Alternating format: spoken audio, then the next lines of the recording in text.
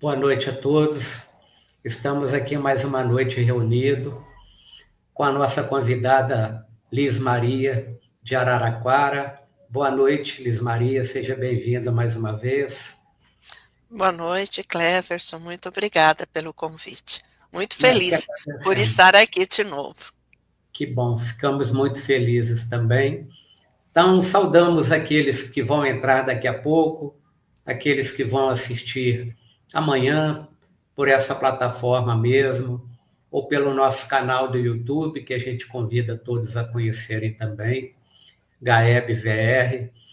Então, a Liz, vamos falar um pouco dela, conforme eu falei, é de Araraquara, palestrante espírita.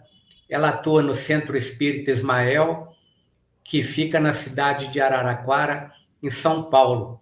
Além de ter várias palestras dela pelo YouTube, quem quiser pesquisar, vai achar muita palestra dela também. Então, como sempre fazemos, vamos então para a nossa lição de abertura, extraída do livro Fonte Viva, ditada pelo Espírito Emmanuel, psicografia de Chico Xavier. A lição de número 84, na instrumentalidade. Como se conhecerá o que se toca com a flauta ou com a cítara? Paulo, 1 Coríntios, capítulo 14, versículo 7. Cada companheiro de serviço cristão deveria considerar-se instrumento nas mãos do Divino Mestre, a fim de que a sublime harmonia do Evangelho se faça irrepreensível para a vitória completa do bem. Todavia, se a ilimitada sabedoria do celeste emissor se mantém soberana e perfeita, os receptores terrenos pecam por deficiências lamentáveis. Esse tem fé, mas não sabe tolerar as lacunas do próximo. Aquele suporta cristamente as fraquezas do vizinho, contudo, não possui energia nem mesmo para governar os próprios impulsos. Aquele outro é bondoso e confiante, mas foge ao estudo e à meditação, favorecendo a ignorância. Outro ainda é imaginoso e entusiasta. Entretanto, escapa sutilmente ao esforço dos braços. Um é conselheiro excelente, no entanto, não santifica os próprios atos. Outro retém brilhante verbo na pregação ordinária. Todavia, é apaixonado cultor de anedotas menos dignas, com que desfigura o respeito à revelação de que é portador. Esse estima a castidade do corpo, mas desvaira-se pela aquisição de dinheiro fácil.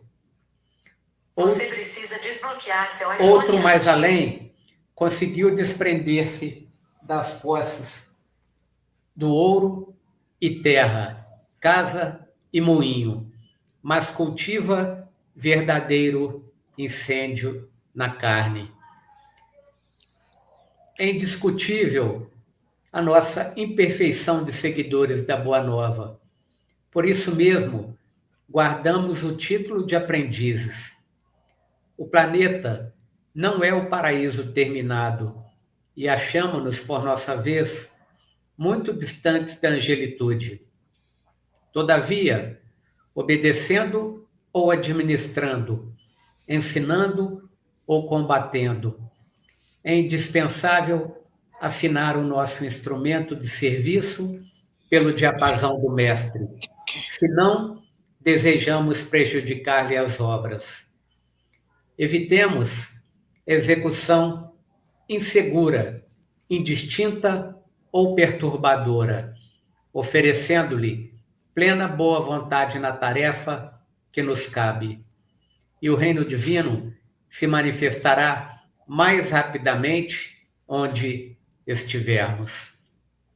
Então, com essa lição que Emmanuel nos trouxe, na instrumentalidade, de certa forma, nos tranquiliza, né? Quando ele diz que nós, mesmo que sejamos já um pouco melhores no segmento da nossa jornada evolutiva, no outro, nem tanto, né? Então, por isso que ele diz que nesse planeta que nós estamos, nessa situação de provas e expiações, nós somos ainda aprendizes, né? Então, vamos para a nossa prece, para iniciar o nosso trabalho. Senhor Jesus, mais uma vez nos encontramos aqui para a realização da nossa live, Senhor, utilizando essa ferramenta maravilhosa que nos permite conectar à distância e espalharmos, Senhor, um pouquinho da vossa palavra, um pouquinho dos vossos grandiosos e luminosos ensinamentos que nos legaste, Senhor, para a nossa posteridade. Que nós possamos, apesar da nossa pequenez, não só disseminarmos as palavras que tu nos ensinastes, mas possamos colocá-las em prática, Senhor, pois não foi dito que a fé sem obras é morta. Que possamos contribuir com esse momento aflitivo da história do planeta, orando, Senhor, orando não só por aqueles que nos são afins ou são os nossos laços consanguíneos, orando pelos governantes, Senhor, orando por aqueles governantes que disseminam a guerra, que disseminam a discórdia, orando por aqueles irmãos que ainda se demoram no crime, Senhor, que não pioremos a situação, lançando esses irmãos pensamento de ódio, de rancor, para somente piorar a situação do nosso planeta. Que nós possamos, como foi dito na lição, apesar de estarmos longe da perfeição, de termos evoluído sob um ponto de vista, sob um aspecto e no outro nem tanto, não nos furtemos ao trabalho, Senhor. Não nos furtemos à tarefa que podemos fazer, apesar da nossa pequenez. Rezamos pela humanidade do nosso planeta, Senhor, que possa encontrar a paz, encontrar a tranquilidade, para que a nossa transição planetária possa ser mais suave, mais amenizada e não tão turbulenta, Senhor. Pedimos pela nossa irmã Liz Maria, que usará a palavra para levar ensinamentos para aqueles irmãos que assim o quiserem receber. E para isso, Senhor, pedimos a vossa permissão, pedimos a permissão de Eurípides Barçanufo para iniciar os trabalhos, dizendo graças a Deus. Liz, então fique à vontade, a palavra é sua. Eu estou aqui por trás, tá? Tá certo, então. Muito obrigada. Boa palestra. Obrigada. Bem, novamente, né? Vamos dizendo aí boa noite a todos, a todas. É com muita alegria que nós estamos aqui retornando, né? A essa casa virtual, mas estamos aqui retornando, né? Com muita alegria. E a nossa proposta, dessa vez, é trazer algumas reflexões sobre um assunto muito importante e que nos dias de hoje se faz muito presente, que é justamente a pergunta: como é que é viver com Jesus? Como será que é viver com Jesus?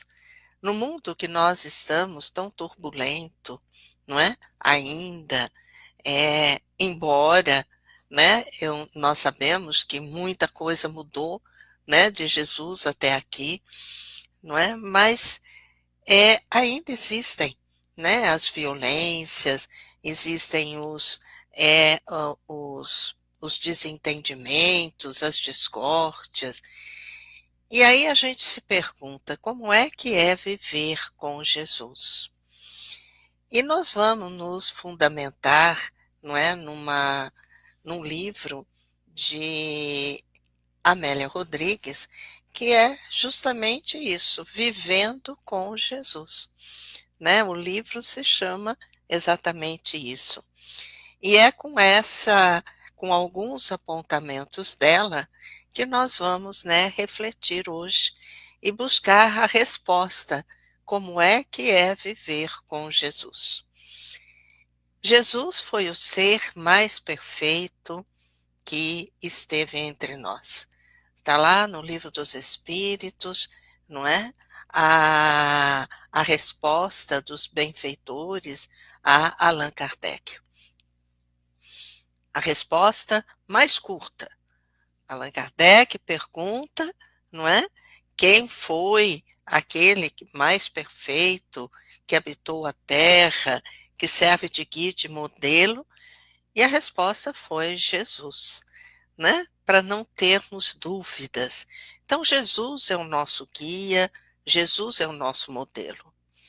Enquanto modelo, Jesus nos mostra, não é? Aquilo da forma como nós devemos seguir, da forma como nós devemos pautar a nossa vida, né? A forma como nós devemos nos comportar, sempre nos esmerando nele, em Jesus.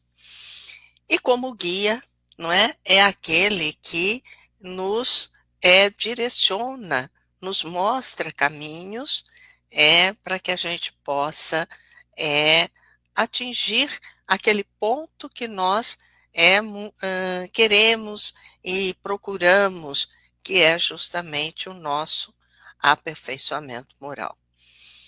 Então, Jesus é esse. Jesus, ele nasce, né, lá na aldeia, numa aldeia que é Belém de Judá, né?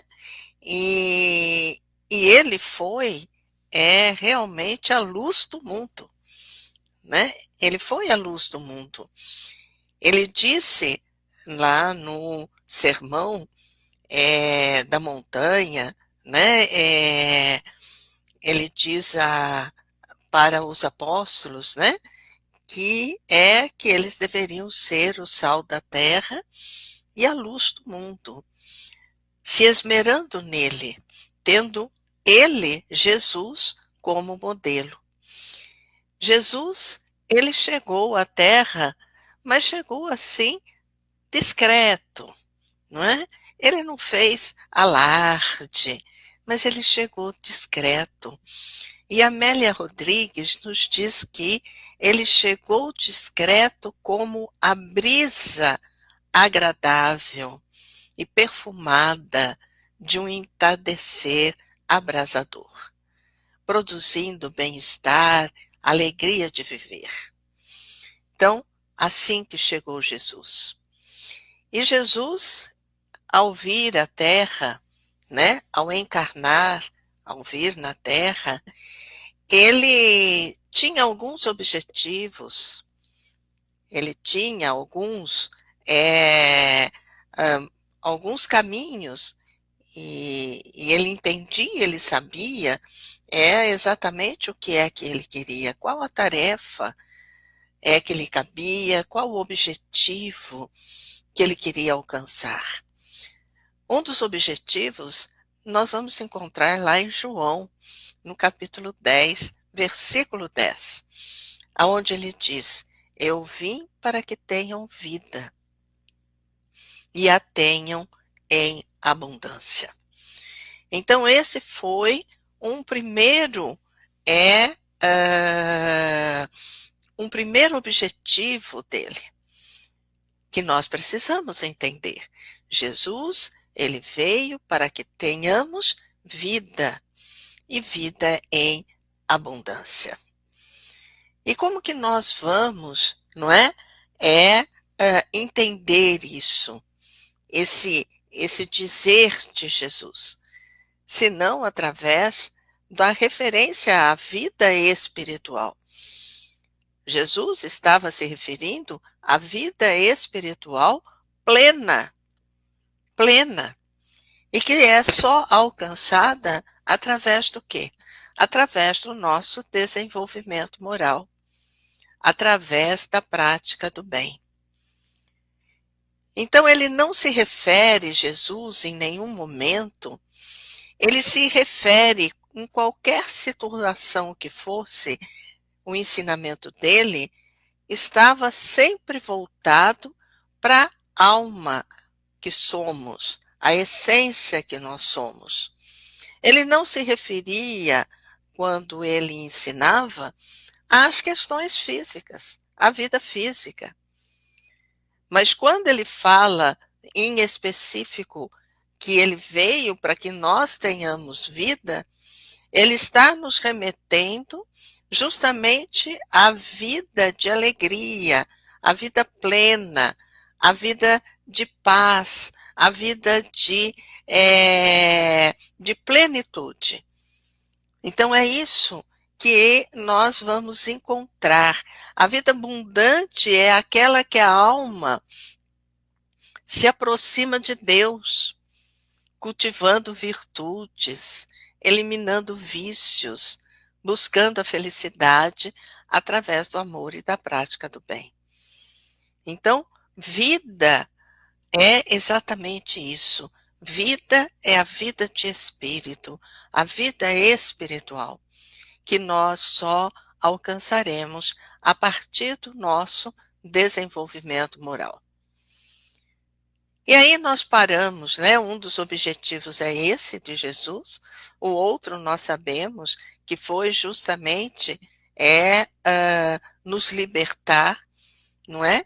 Então, quando ele diz que ele veio para que tenhamos vida, vida em abundância, através dos seus ensinamentos, buscando nos espiritualizarmos, automaticamente nós estamos nos libertando dos nossos vícios, das nossas paixões, daquilo que ainda nos prende a várias situações de aflições, de conflitos, não é verdade? Vamos parar e pensar, voltar o nosso pensamento até a época de Jesus. Como que estava o mundo naquele momento? Como que estava o mundo? Estava tranquilo, tudo certinho? Não.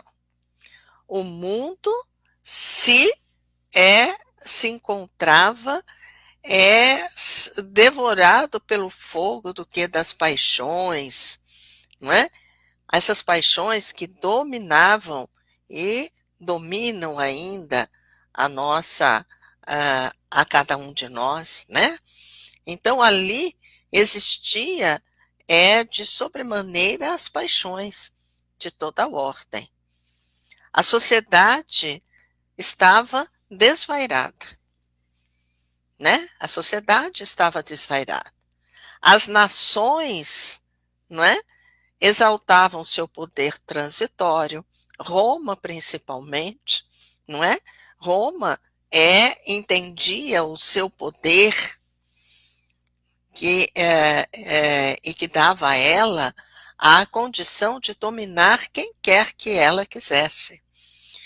E buscava, por todas as forças, estar nesse poder, mas um poder que é transitório, porque nada do que nós buscamos conquistar aqui na Terra, no sentido material, não vai conosco.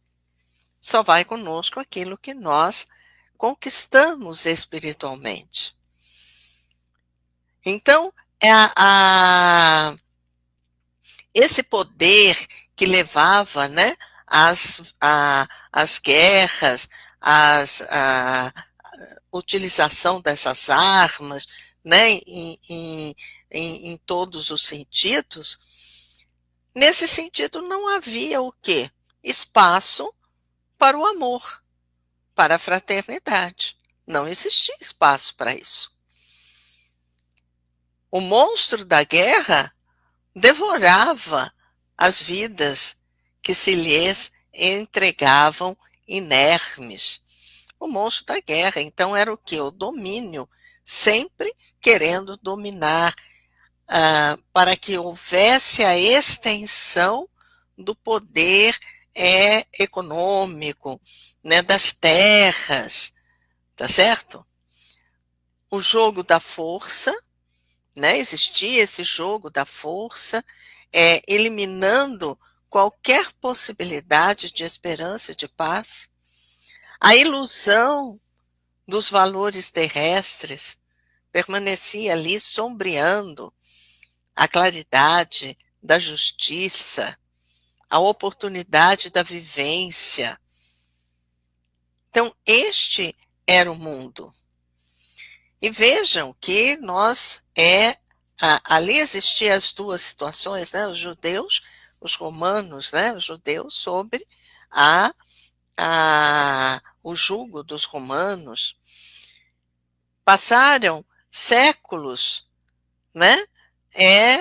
Sendo escravos lá no Egito, na Babilônia, sofreram, não é? Sofreram horrores, o povo, né? O povo sofreu horrores, sendo invadidos. Israel, eles permanecia naquela ilusão de que ia chegar um rei poderoso que lhe devolvesse as glórias terrestres, que eram usurpadas, que foram usurpadas da sua governança universal. Então, veja, que a espiritualidade, a busca pela espiritualização, a busca para a compreensão, o entendimento da vida espiritual, essa vida que Jesus está nos falando, nem por perto passava pelo entendimento deles. A presunção estava ali, porque eles se achavam as classes privilegiadas. Eles se achavam as classes privilegiadas, não é? Porque eles eram portadores da ideia de Deus único. Então, eles se achavam a raça mais importante. Os miseráveis com isso, com essa guerra, com esse poder, né, que o César, né, tinha, do outro lado, o que acontecia? Muita riqueza de um lado, não é? O imperador, o rei, o César, né? Vivendo naqueles palácios abastados. Existia aqueles que eram o exército, não é? Que também ele era considerado. E de outro lado existiam os miseráveis, que iam se avolumando, né? Aqueles que eram os sem terra, os sem teto, aqueles que não tinham trabalho, não é? E aí o que acontecia? Como não tinha trabalho, como não tinha o que fazer, não tinha teto, o que eles faziam? Eles roubavam, eles viviam, né, na ociosidade. As classes em que a sociedade daquela época dividia-se assim, da dureza dos corações e do comportamento cruel. De um lado, fariseu e saduceu, que se odiavam, né, publicamente. Por quê? Porque um entendia a lei de uma forma, o outro entendia de outro. Então não havia respeito, não havia consideração, não é? Então era aquela luta. existia os herodianos, né, que era aquele grupo político, religioso, na época de Jesus, lá na Judéia, não é? Eles se apoiavam na dinastia de Herodes, não é? Aquele que estava ali como governador da Judéia. E eles defendiam, esses herodianos, a continuidade desse governo. E ali, desse jeito, nós tínhamos essa parte. Mas nós tínhamos também quem? Os publicanos. Quem eram os publicanos? Aqueles cobradores de impostos. Tá, tudo bem, precisa pagar os impostos, nós sabemos, não é? Mas com certeza eles abusavam. Era abusivo a cobrança. Por isso que Jesus, num dos seus grandes ensinamentos, foi responder àquele fariseu, não é, que perguntou se era proibido pagar os impostos. E Jesus, então, em meio, né, àqueles que eram os miseráveis, que não estavam querendo pagar impostos, porque os impostos eram abusivos, eles não tinham nem para a sua própria subsistência, porque tudo ia para o César. Não tinha, para eles mesmos, eles trabalhavam, mas não tinham nada para eles. E do outro lado, aqueles que estavam ali cobrando. E aí Jesus, ele fala exatamente: dai a César o que é de César, a Deus o que é de Deus. Nesse momento, o que Jesus está fazendo? Jesus está, de um lado, né, os publicanos, os fariseus, Jesus está chamando-os para trilhar no caminho para Deus. E aqueles outros, não é? Também. Então, Jesus está chamando todos para trabalharem para Deus. Porque o que é de César, vai ficar na terra, porque é matéria. Ninguém vai levar embora. Agora, se buscarmos, adquirirmos os valores espirituais, esses vão conosco em qualquer momento. É aquisição nossa. Então, nós víamos ali uma paisagem do quê? De ignorância, de sordidez. Não é verdade? Muito bem. Então, essa era a situação, né, onde Jesus nasceu. E Jesus, ele começa o seu trabalho, de nos levar à libertação da consciência, porque quando ele diz que ele vinha para nos libertar, ele está se referindo à nossa consciência, nos libertar dos nossos vícios, das nossas paixões. Ele não está se referindo que ele veio para nos libertar no sentido de retirarmos-nos daquela dificuldade, daqueles desafios. Não. Jesus, ele veio dar um instrumento, mostrar um instrumento de libertação, onde nós vamos buscar nos libertar da nossa consciência, daquela consciência que ainda está presa às nossas próprias sombras, as sombras no sentido de estarmos contrário às leis divinas, as sombras que existem por conta, muitas vezes, das nossas paixões, dos nossos vícios, que ainda continuam conosco, muitos deles. Então, com os ensinamentos de Jesus, Jesus nos leva a entendermos quem nós somos e o que precisamos fazer para sermos felizes. E ele começa numa festa de casamento.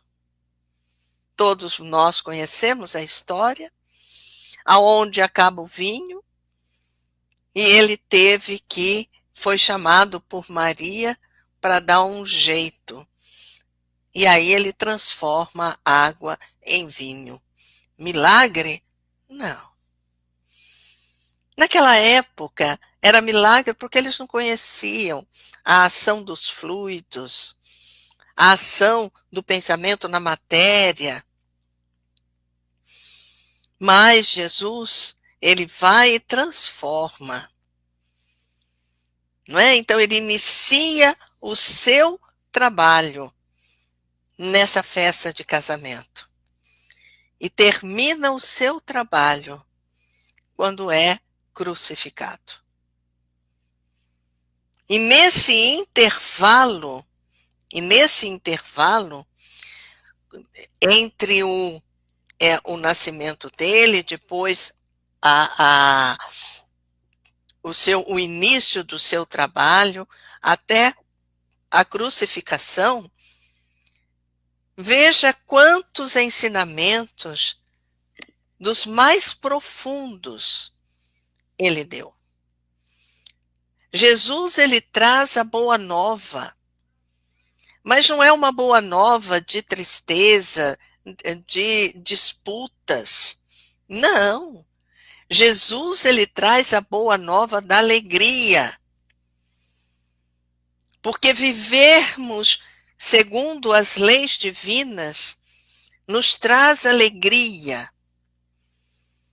E dessa forma, nós vamos nos afastando de tudo aquilo que ainda ensombreiam as nossas existências. Então, Jesus, ele veio trazer essa boa nova, mas é uma boa nova de alegria. A boa nova representa a alegria, porque nós estamos buscando nos libertar, se prestássemos atenção na forma que Jesus ensinava. Da mesma forma hoje, quando abrimos os evangelhos e começamos a ler, nós vamos perceber as peculiaridades que ali se encontram. E a gente pode perceber como isso pode nos trazer essa alegria de viver, porque é vida. E quanto mais eu vou descobrindo tudo isso, mais abundante essa vida está em mim. A mensagem de Jesus não era uma mensagem de raiva, de discussão. Não. A mensagem de Jesus era impregnada de ternura. E não era só para um, era para todos. Principalmente para aqueles que eram colocados, excluídos do convívio social. Aqueles que haviam perdido tudo, mas só tinha uma coisa que eles não haviam perdido: o direito de ser amado. Nenhum deles perdeu o direito de ser amado, porque Jesus amou a todos de maneira igual, como nos ama de maneira igual. Podemos estar em conflitos, podemos estar vivendo com aflições, as dores, em consequência das nossas más escolhas, mas ainda a gente consegue ter o direito de ser amada, amados por Jesus.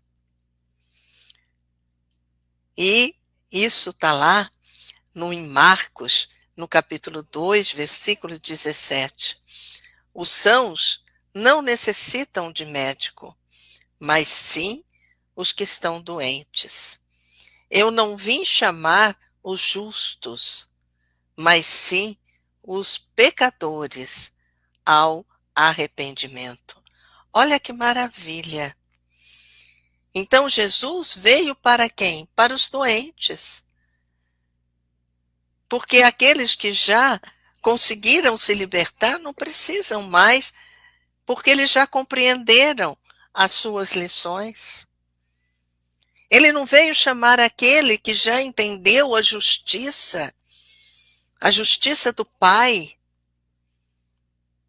mas ele veio chamar aqueles que estão contrários e que necessitam do arrependimento. E não do remorso, do arrependimento, porque o arrependimento é o sentimento que brota de dentro de nós. O arrependimento faz com que nós consigamos avaliar as nossas ações, avaliar o nosso comportamento. Escolheu Jesus para conviver com quem? Com aqueles que realmente eram excluídos do convívio social. Conviveu com eles, alimentou-os. De que forma? Alimentou-os ensinando-lhes a ter dignidade, a ter elevação, convidando cada um à sua renovação íntima e a luta pela sublimação. Jesus continua vivendo conosco. Jesus continua vivendo entre nós, nos alimentando, sim, com a sua palavra doce, a sua ternura, nos alimentando daquilo que é necessário para que tenhamos dignidade, para que nós realmente possamos nos elevar. A todo instante, Jesus nos convida à renovação íntima. A todo instante. A todo instante, Jesus nos incentiva à busca da sublimação. A nossa sublimação. Nós é que muitas vezes não o escutamos. Muitas vezes deixamos passar, não é? Deixamos passar esses convites. Paulo de Tarso pergunta a Jesus na estrada de Damasco: que queres que eu te faça?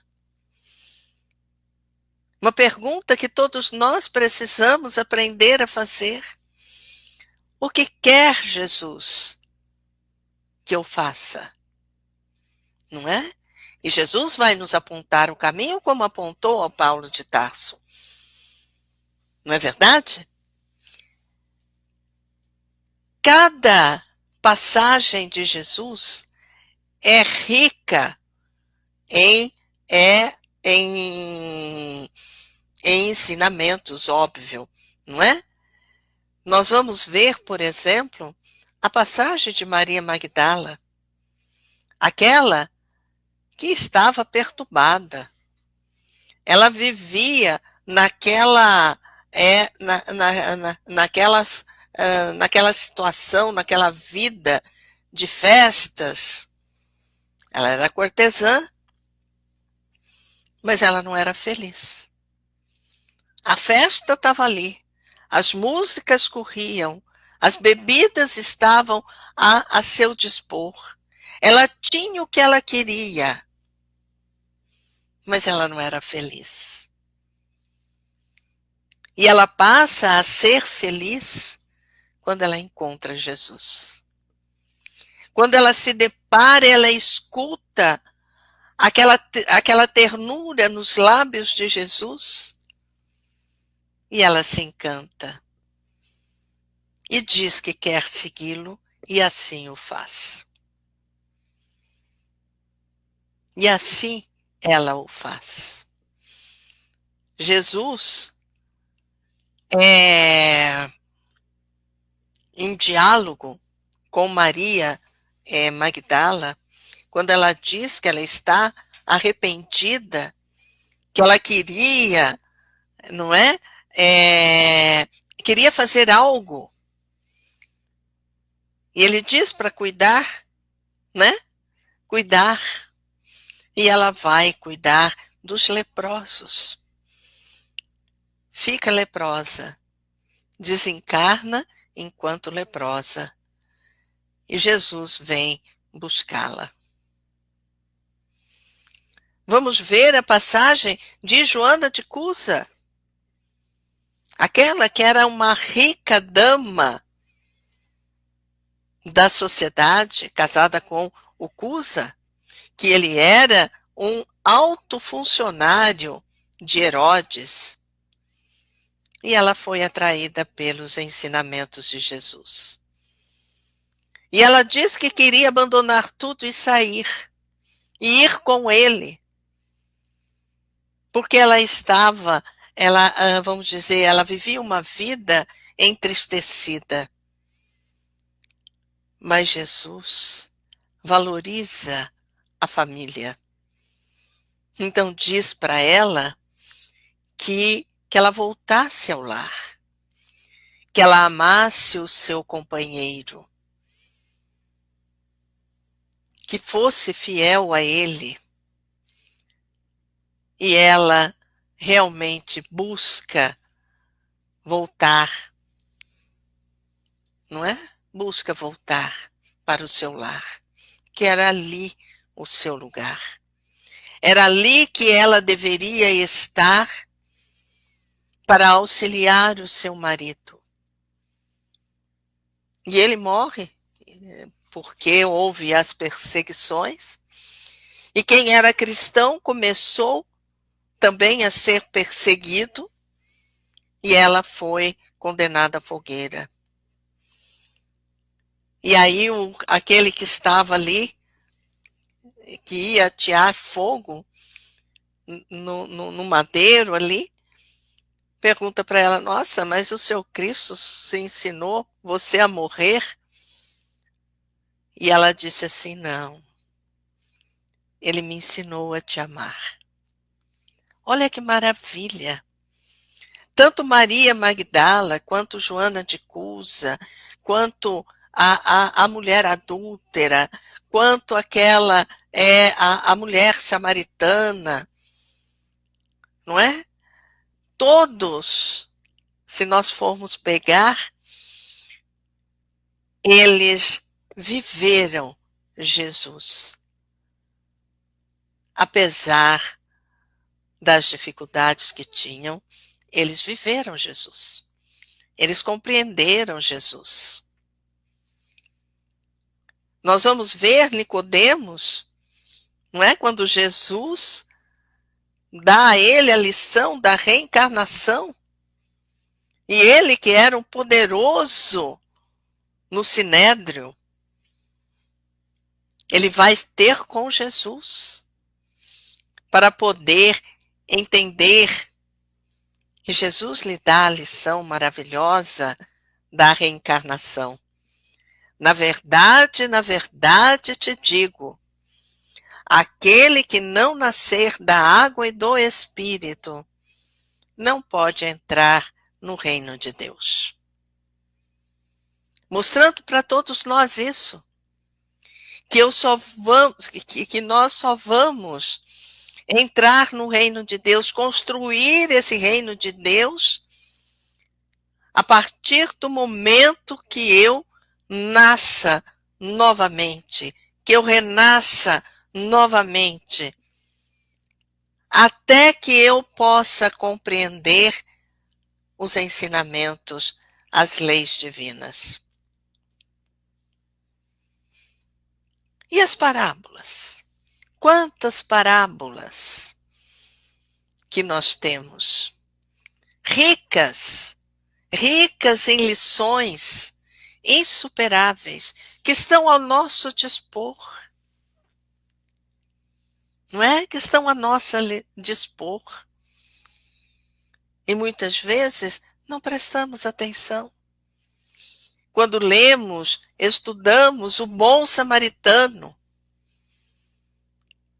que é justamente a proposta íntima de compaixão e de misericórdia que foi oferecido por um inimigo. Porque no bom samaritano, o samaritano vai lá e vai cuidar daquele caído, mas ele nem pergunta quem ele é. Se ele é fariseu, se ele é saduceu, se ele é samaritano, para ele não interessava. Interessava que era um homem caído e precisava de ajuda. Quando lemos, estudamos o filho pródigo, o que nós vamos ver ali, senão aquele ensinamento que nos leva a entender o que é o arrependimento e a necessidade da nossa reabilitação. Quando nós vamos estudar, por exemplo, a figueira que secou, trazendo para nós aquele convite. Convite é vibrante, aquele convite é contínuo para a nossa produtividade, para o trabalho no bem. Jesus permanece conosco. Jesus é o mais extraordinário ser que o mundo já conheceu, não é? E que ainda muitas vezes desconhecemos. Vivemos olhando para Jesus crucificado, mas não prestamos atenção em Jesus vivo. Está na hora de nós vermos Jesus vivo e optar por segui-lo, se ainda não o fizemos. Não é verdade? E aí a pergunta que não quer calar, né? Como é viver com Jesus? A mesma pergunta que fizemos no início. Viver com Jesus é beber a água do seu evangelho. Viver com Jesus é manter os seus ensinamentos vivos em nossos corações. Viver com Jesus é aprender a segui-lo. Viver com Jesus é sentir Jesus em nossos corações. Uma boa noite a todos. E para encerrarmos, nos foi pedido fazer a prece e que possamos mentalizar a figura desse mestre querido, desse Jesus, e que nesse instante possamos senti-lo com toda a força em nossos corações. Possamos sentir a sua alegria a nos envolver, mostrando que viver é alegria. Sentindo o seu abraço fraterno a nos envolver, nos aconchegando em seu peito. Sentindo esse calor fraterno apaziguando as nossas dores,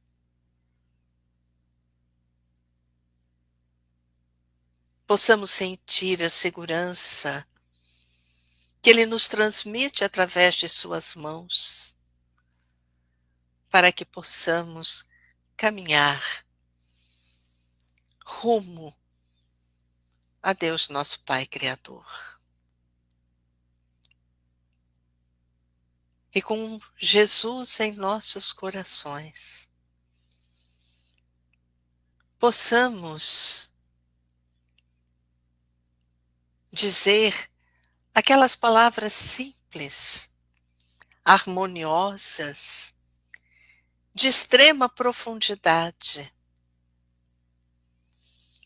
e que possamos levar essa prece a todos aqueles que sofrem, aqueles que estão enfermos. Pai nosso que estás nos céus, santificado seja o seu nome. Venha a nós o teu reino. Seja feita a tua vontade, assim na terra como em toda parte. O pão nosso de cada dia dá-nos hoje. Perdoe, Pai, as nossas dívidas, assim como buscamos aprender a perdoar nossos irmãos. Não nos deixes cair em erros e tentações. Livra-nos de todo mal, pois só teu é o poder, o reino, a glória, para todo sempre. Que assim seja.